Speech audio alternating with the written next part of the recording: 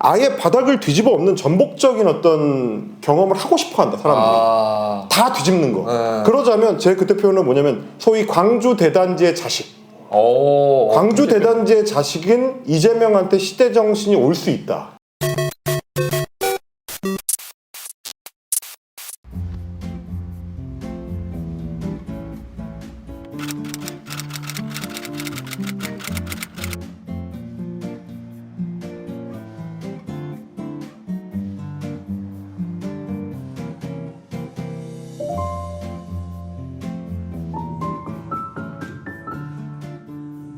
이분은 좀 이런 얘기를 하면 될 것 같은데 네. 저희가 이제 이재명 대표 지지자님들이 많이 보시는 그 채널이거든요. 그래서 이런 게 궁금할 것 같은데 혹시 이재명 대표님과의 인연이 좀 있으시다면? 제가 지난 대선 때 이제 이재명 TV에서 이제 방송을 여러 이제 다른 분들하고 같이 했었어요. 네. 그때 이제 뭐 안기령 앵커 맞아요. 진행하시고 이정원 앵커도 이제 같이 그때 하셨고 그 방송에 이제 꾸준히 나갔었는데. 그만큼 이제 그 당시에는 윤석열이라는 뭐랄까요 이제 가장 좀 되면 안 될 것 같은 사람, 가장 최악. 네. 그리고 이제 대한민국의 어떤 권력을 가장 주면 안 될 것 같은 사람, 그런 사람을 막는 데 있어서 이제 어쨌든 최적의 카드로 민주당에서 이재명 대표를 그 당시에 이제 후보로 냈던 거기 때문에 조금이라도 좀 도움이 좀 됐으면 좋겠다라는 신경이 있었고요. 근데 이제 저는 이제 개인적으로는 이재명이라는 정치인을 제대로 제일 먼저 접한 게 예전에 이제 박근혜 시절에 박근혜 시절에 광화문에서 이재명 당시 성남시장이 단식을 좀 오래 한 적이 있어요. 맞아요. 네, 그게 이제 유아 관련된 예산을 갖고 그 당시에 중앙정부하고 이제 정면 충돌을 했었죠. 지방정부가 영유아 관련된 사업을 하려면 예산 편성과 자율권이 좀 제대로 보장이 돼야 된다. 그게 이제 지자체를 우리가 운영하는 어떤 목적, 지방정부를 별도로 선출해가지고 지방자치제도를 시행하는 목적이다. 뭐 이런 얘기를 했었는데 그게 좀 강단 있는. 그러니까 기초단체장이 대통령을 상대로 해가지고 이제 직접 싸움을 한다는 건 이제 상당히 쉽지 않은 거죠. 네, 쉽지 않은 문제긴 하거든요.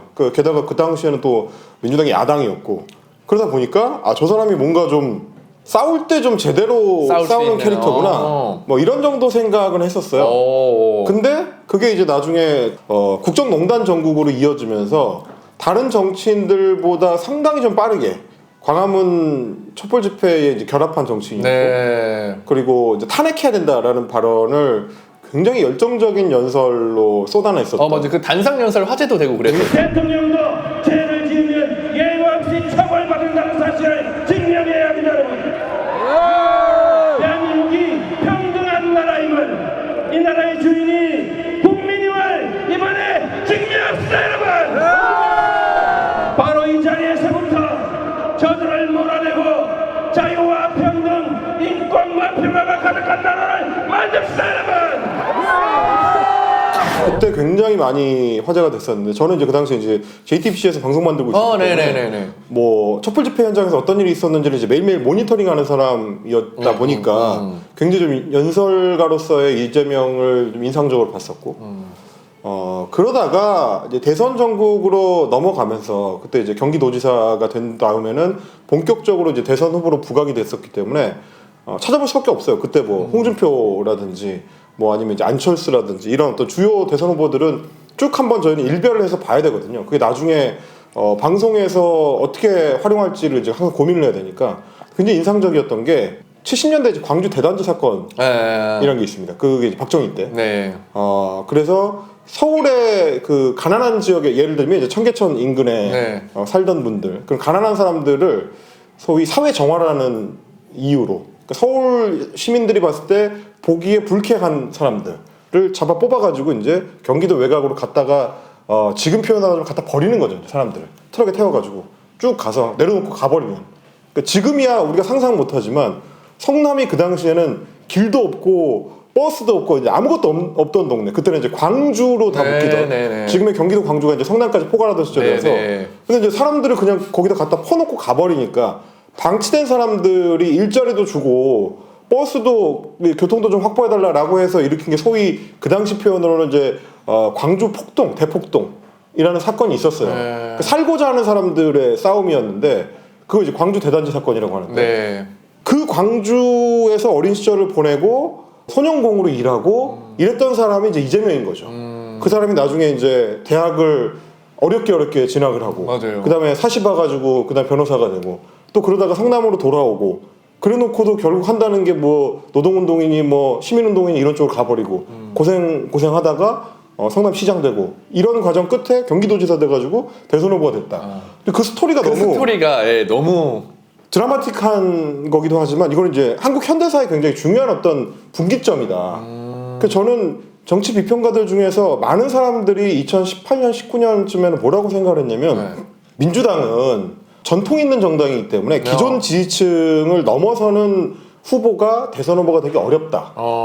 그래서 결국은 소위 말하는 이제 친노 친문 적자 계열의 후보가 대선 후보가 될 가능성이 높고 소위 말하는 그 라인이라고 해야 되나? 그렇죠. 네. 주류 라인을 타는 주류 사람이 라인을 타는 어차피 사람. 경선에서 대선 경선을 이길 거기 때문에 맞아요. 이재명 가능성 없다. 원래도 뭐 소위 이제 정동영계, 네. 정통계 출신인데다가 지방 정부에서만 쭉 커와가지고 중앙 정치에 자기 뿌리도 없고 저런 사람이 어떻게 대선 후보가 되냐. 그래서 제가 했던 얘기가 뭐였냐면 시대 정신의 흐름에 맞추면 아마 민주당 대선 후보는 결국 이재명이 될 거다. 뭐 제 주위에 많은 그 친구나 동료들이 그때도 말도 안 되는 소리라고 했지만 흐름이 그렇다. 흐름이. 그때 정확히 또 헬명이 보신 거네. 그 시대 흐름을. 정신의 흐름상 그때는 뭐였냐면 저는 전복이라고 생각했던 거거든요. 기존 기득권 시스템을 우리가 몇 번을 경험을 하면서 정권 교체를 2번, 3번을 경험을 했지만 결국 돌아오는 거는 별게 없는 바꿔봤는데 별로 크게 내 삶이 바뀌지 않더라라는 시민적 경험이 쌓여있는 상태이기 때문에 아예 바닥을 뒤집어 엎는 전복적인 어떤 경험을 하고 싶어한다 사람들이. 다 뒤집는 거. 그러자면 제 그때 표현은 뭐냐면 소위 광주 대단지의 자식. 광주 대단지의 자식은 이재명한테 시대 정신이 올 수 있다. 그래서 뭐 나중에 제가 이제 평화나무의 월간지에도 기고를 했었던 내용인데 소위 계급성을 갖춘 테크노크라트. 그러니까 테크노크라트라는 건 이제 정통 관료거든요. 행정 관료. 훈련된 고도의 행정 엘리트. 그게 이제 어떻게 보면 성남시장하고 경기도지사하고 그 다음에 대선 후보로 도전하는 행정가로서의 커리어를 쌓아온 이재명의 특질이기도 해요. 뭐 예를 들면 지금 민주당에서는 김동연 경기도지사 같은 경우 그게 이제 정통 관료 출신의 테크노크라트죠. 근데 테크노크라트는 국민의힘에도 많고 저는 민정당 계열 정당에도 많고 민주당 내에도 뭐 시험 패스한 사람들 행정고시나 뭐 사법고시나 뭐 외무고시나 이런 거 패스한 사람들 대기업 출신의 뭐 이렇게 잘 나가던 사람들 그런 엘리트 계층의 테크노크라트 많은데 민주당에서 대선 후보가 되려면 거기에 계급성이 없으면 안 된다. 그냥 잘 사는 집 출신의 서민 생활을 모르는 사람들 그 사람들이 어떤 고민을 하고 어떤 생활을 하는지를 모르는 사람들은 민정당에서는 잘 될 수 있을지 몰라도 민주당에서 잘 되는 사람들은 결국 계급성이 바닥에 깔려있는 테크노크라트가 아마 다음 시대 정신이 될 거다. 전문성이 있으면서도 동시에 계급성을 놓치지 않는 사람들이 다음 시대의 민주당을 이끌어가는 리더가 될 거다 라고 생각을 한 거죠. 왜냐면 기존의 소위 86 운동권들은 운동권 출신이긴 한데 전문성이 좀 떨어진다는 편견이 있고 일정 부분 사실이 그러니까 그걸로 공격받을 거라는 거죠. 그러네. 그러니까 나중에 보면 소위 엘리트 집단 동맹으로 국민의힘에서 후보를 냅니다. 그게 사시 출신의 정통 사법 엘리트 윤석열이고 그 주변에 있는 인사들이 다 한동훈 깔아들이고 뭐 그런 정통 엘리트들 그런 사람들이 봤을 때 계속 공격하는 포인트는 민주당은 운동권 출신 정당. 맞아요. 돈 벌어본 적이 없는 인간들. 그래서 생활이 뭔지 경제 운영을 어떻게 해야 되는지 전문성이 없는 사람들. 아마추어 정권. 그 아마추어 정권이 소위 사상으로 무장된 국가 운영을 하면 어떻게 되느냐? 베네수엘라처럼 망한다. 이 논리를 계속 펼쳐왔었기 때문에 그러면 거기에 이제 추경호 같은 이 경제 엘리트하고 사법 엘리트들이 일종의 엘리트 연합을 구성해가지고 카르텔이잖아요. 그 카르텔이 민주당을 공격할 거다. 그러니까 이쪽은 테크노크라트로서의 어떤 전문성을 갖추었는데 동시에 민주당에서 대선 후보가 되려면 계급성도 있어야 된다. 그럼 그 시대 정신에 부합하는 게 누구냐? 내가 봤을 땐 지금 이 판때기에서는 이재명이 제일 두드러진다. 이렇게 봤던 거거든요. 이재명 하나다. 그리고 실제로 그렇게 됐는데 마지막 지점에서 넘어서지 못하긴 했지만 아마 그게 지금도 여전히 유효한 다음 민주당 대선 주자가 갖춰야 될, 민주당의 다음 리더들이 갖춰야 될 전형일 거다. 서민층의 생활과 그 사람들의 고민을 이해하면서 동시에 전문성을 갖춰서 공격을 방어할 수 있는 사람들. 이런 사람들이 돼야지만 다음 시대 정신을 민주당이 리드할 수 있다. 저는 여전히 그렇게 생각하는 거죠. 그러니까 저는 그 호불호로 비평하는 사람들은 별로 높게 치지 않아요. 그거는 감정 상태의 문제인 거지. 우리 이제 시청자들이나 뭐 독자들이 마주하고 있는 사회 현상을 분석하는 방법이 아니거든요. 싫다, 좋다. 이 사람 좋은 사람이다. 이 사람 뭐 진정성이 있는 사람이다. 이런 거는 그냥 이런 자리에서 그냥 편하게 이야기를 할 때, 그 형 사실 사람이 마음이 참 괜찮은 사람이야. 사람 참 괜찮아. 의리 있어. 이런 거는 우리가 이제 정치 비평의 영역에서 다룰 문제는 아니라고 보는 거고. 그래서 저는 이제 이재명 대표의 뭐 개인적인 인연 이런 거 전혀 없고, 이재명에 대한 호불호 이런 것도 없으려고 노력합니다. 그거는 중요한 문제가 아니니까. 네. 그보다는 어떻게 하면 이제 소위 권력을 쟁취하기 위한 정치 투쟁 안에서 이기는 정당이 될 거냐, 민주당이라는 당이. 이기는 정당. 어떻게 하면 그게 더 도움이 될 거냐, 그런 어떤 조언을 하거나 비평을 하는 사람이다.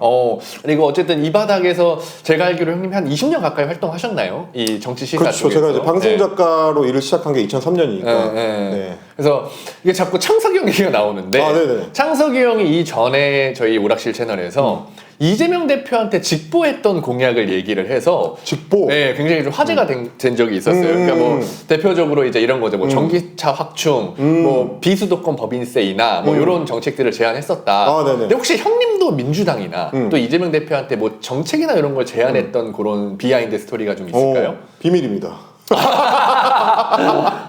저는 했다 그래도 이상하고. 네.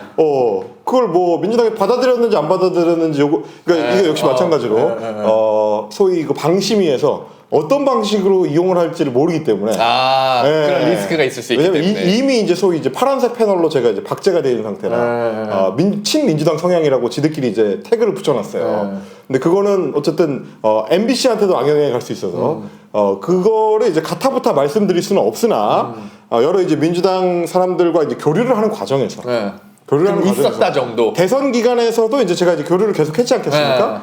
그런 과정들에서 어디서 뭐 이런 정책을 내면 어느 정당이든지 간에 이런 정책을 내면 참 이 대선 전국에는 도움이 될 것 같은데 물론 이제 그 자리에는 국민의힘 관계자들은 없었습니다. 이제 민주당 사람들만 있는 자리에서 어느 정당이든지 간에 이런 정책을 내면 참 좋을 것 같다. 이런 얘기를 한 적 있죠. 뭐 예를 들면 이제 저는 이를테면 이제 한국 사회가 병역 문제에 있어서 좀 인식의 전환이 필요한 시점에 왔다. 그러니까 너무 저출생과 뭐 이런 어떤 인구 감소 문제를 단기일 내에 우리가 해결할 수 있는 방법이 없는 상황이고, 그리고 뭐 이민자를 뭐 받거나 이런 것들도 단기간 내에 뭐 급격하게 늘려가지고 인구 문제를 해소할 수가 없는 상황이고, 그런데 북한을 비롯한 어떤 직간접적인 위협은 상존하는 상태고, 그러면 군대의 규모를 일정 수준 이상으로는 유지할 수밖에 없는데, 맞아요. 그러면 이 군대를 어떻게 유지할 거고, 그리고 동시에 그 군대라는 존재가 한국 사람들한테 대한민국 시민으로서의 정체성을 형성하는데 역할을 할 수 있었으면 좋겠다. 그래서 저는 아주 기본적인 거, 국민 개병제라고 제가 이제 표현을 했는데, 모든 국민은 군역을 치른다. 모든 국민은 병역의 의무를 진다. 그게 이제 헌법에도 들어가 있지만 가능하면 많은 시민들이 일정 부분 군역에 참여해서 그거가 뭐 우리 소위 이제 성인 시민이 되는데, 대한민국 시민이 되는 데 있어서 자연스러운 통과 의례가 될 수 있다면 사회 통합에 도움이 좀 되겠다. 그런 생각을 했었어요. 그래서 국민 개병제 얘기를 했었죠. 거기에는 이제 여성의 적극적인 병역 참여에 대한 고민이 필요하다. 그리고 거기에 이제 추가해야 되는 게 이민자 문제들. 우리가 이민을 넓혀야 한국이 인구 규모를 유지할 수가 있는데 더 넓혀야 되거든요. 근데 미국이 어떻게 하냐면 똑같이 합니다. 한국계 미국인들, 스페인계 미국인들, 브라질계 미국인들이 미국 사회의 주류로 편입하는 데 있어서 가장 중요한 루트, 미군이 되는 거죠. 거긴 모병제니까 지원해서 군대를 갔다 오면 아주 빠르게 주류 사회로 진입할 수 있는. 그리고 군대를 갔다 오면 인정을 해줘요. 근데 한국 사람들 똑같을 거거든. 맞네. 이를테면 뭐 지금은 군대 안 간 뭐 조나단 같은 친구들 있지 않습니까? 한국어를 유창하게 구사하는, 그리고 머릿속에 그 문화적인 뿌리는 완전 한국인인 사람. 근데 군대를 안 갔다 오잖아요. 갔다 오면 좋죠. 갔다 와서 제가 23사단 출신인데 군대 어디 갔다 왔어? 근데 전화를 하니 그 유창한 전라도 사투리로 23사단 갔다 왔다. 몇 원대야? 뭐 이런 거 나오는 거거든요, 이제. 그렇지. 그런 어떤 자연스러운 정체성 형성. 그게 이제 다른 시민들이 다 똑같이 누릴 수 있었으면 좋겠다. 근데 이 얘기를 그냥 괜히 한 게 아니고, 이 민주당의 권인숙 의원이 있습니다. 권인숙 의원이 여성정책연구원장을 지냈는데, 여성정책연구원장 시절에 권인숙 의원이 그 여성정책연구원에서 연구 발표했었던 핵심 의제 중에 하나가 여성병역제였습니다. 그 당시의 반응은 어땠는지 사실 궁금하기도 하네. 근데 주류 여성 학계는 원래 병역 의무를 같이 지는 쪽의 추구예요. 기본이에요. 권인숙 의원의 예전 책 중에 이제 대한민국 군대다라는 책도 있는데 그것도 마찬가지. 그러니까 군대를 안 갔다 오니까 군대 갔다 온 남자들이 여성들을 쉽게 2등 시민 취급한다. 라는 건 군대도 안 갔다 왔잖아. 이런 어떤 벽치기. 이걸 넘어서려면 좀 다른 어떤 제도적 고민이 필요하다. 이런 얘기들을 꾸준히 해왔던 사람이. 근데 권인숙 의원은 한국 여성학계에서는 메이저 중에 메이저거든요. 완전 정통 메이저. 그리고 한국 여성학계의 정통 메이저들이 80년대부터 꾸준히 제기했었던 문제입니다. 그러니까 이 국민 개병제를 지난 이재명 대표 대선 때 당에다 이야기를 했었다. 민주당 사람들이 모였을 때, 그런 이런 얘기를 거 하면 재밌을 것 같다. 요 얘기 재밌지 않냐 지금? 그렇지. 논쟁이 되지 않냐? 뭐 실제로 어떻게 되든지 간에 논쟁이 되잖아요. 이거 뭐 어쩌고 저쩌고 뭐 표가 되니 안 되니 뭐. 이제 앞으로 헬마 형 모시면 제가 봤을 때 2시간은 좀 시간을 잡아야 될 것 같은 게 이게 헬마 형이 되게 신기한 게 스스로 깊이 들어가시네 이야기를. 되게 장점이에요. 원래 팩트 체크 하시는 분들은 사실 이게 굉장히 장점이고 총선 앞두고 지금 민주당 여러 공약들이 나오고 있잖아요. 거기서 좀 마음에 드는 공약 있으세요? 이 정책 괜찮다. 뭐 예를 들어 저출생 정책이라든지. 이번에 민주당에 나온 저출생 정책 굉장히 마음에 듭니다. 마음에 드세요? 네. 시도와 출발점에 대한 개념이 굉장히 좋았어요. 그러니까 더 잘했으면 좋았을 것 같긴 한데 일테면 대표적인 게 이번에 1억 원 기본 대출. 그거 되게 좋은 개념이거든요. 결혼을 할 때 저도 결혼을 해봤지만 돈이 많이 들어요. 많이 들죠. 그러니까 둘이 살림을 합쳐서 살면 어느 정도 보장돼야 되는 생활이 있고 그걸 위해서는 돈이 드니까. 단순히 무슨 60인치 TV를 사는데 이런 차원의 문제가 아닙니다. 젊은 사람들 그런 거 요구하는 게 아니에요. 그러면 그 기본 생활을 위한 초기에 목돈이 필요하거든요. 그게 없어요. 그게 항상 제일 큰 문제예요.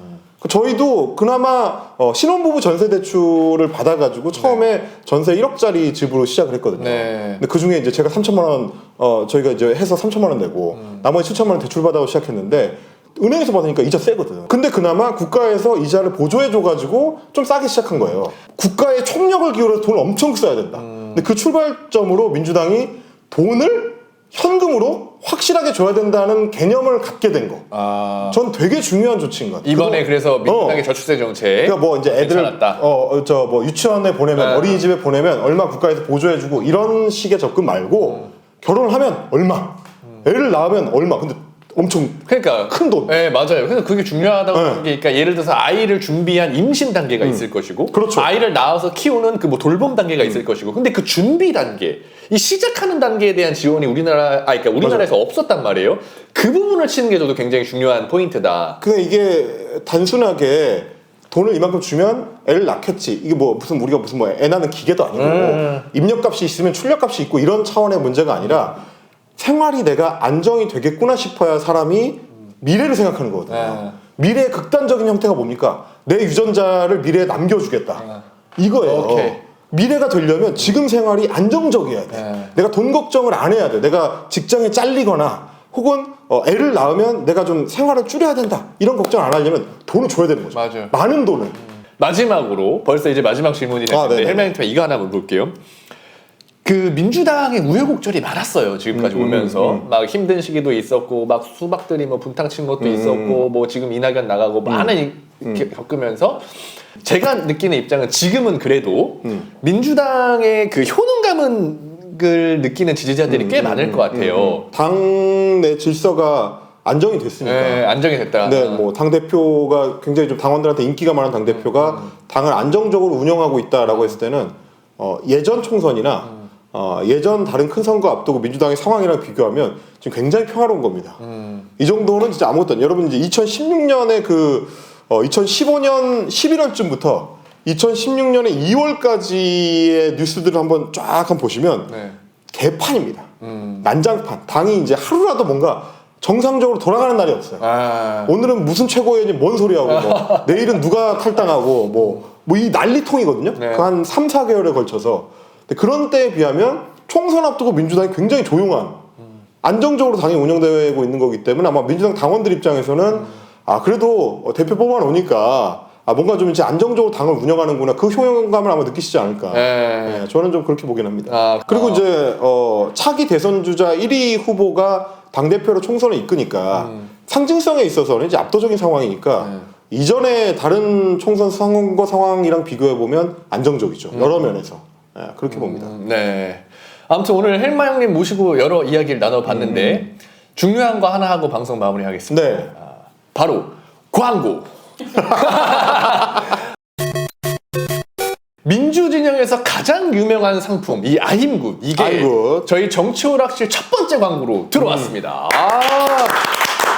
사장님 감사합니다. 자, 이 아임굿이 뭐냐? 간편한 기력 회복 그리고 숙취에서의 특허를 받은 온가족 활력 과채 음료가 바로 이 아임굿입니다.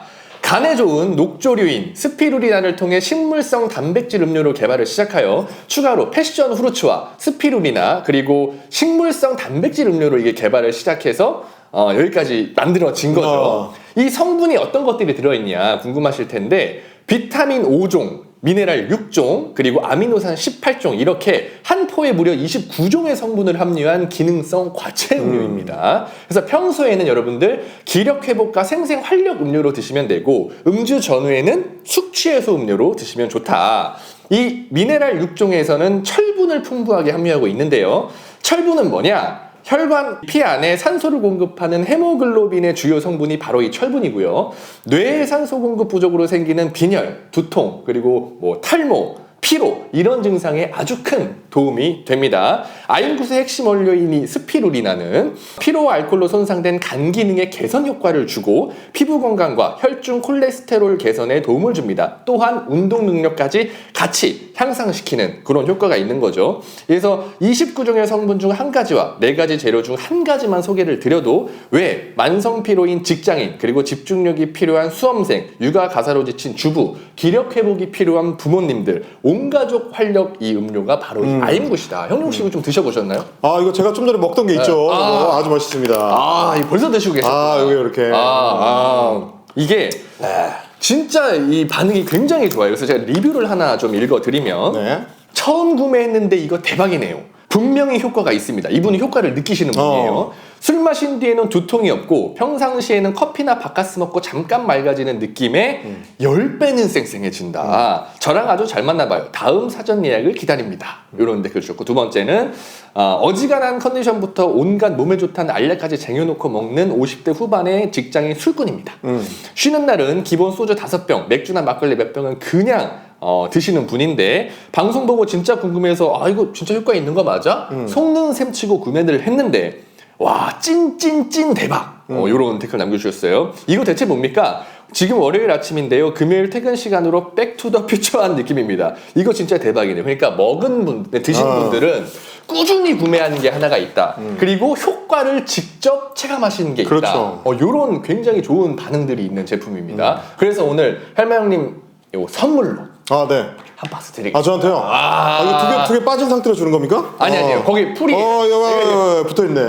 제가 이거 밑장 네네. 빼겠습니까? 감사합니다. 네. 풀 새 거고. 잘 먹겠습니다. 요거 따로 드릴 네네. 거고. 요거 추가로. 추가로 드릴 거고. 감사합니다. 네. 아무튼 이 아임굿 저도 먹고 있는데 효과를 지금 체험하고 있거든요. 굉장히 아침에 일할 때 상쾌하고. 좋습니다. 형님도 요거 네. 한 5일만 꾸준히 한번 드셔보시면 아마 효과가 있을 겁니다. 아임굿 구매해 주시고요. 사장 남천동 보고 구매했다고 적어주시면 감사하겠습니다. 정치를 하시는 분이 나 이거 빨려 들어갈 뻔했어. 여러분들 그래서 이 아임굿은 추출의 난이도 때문에 월 1회 한정해서 추출을 하고 있고요. 네.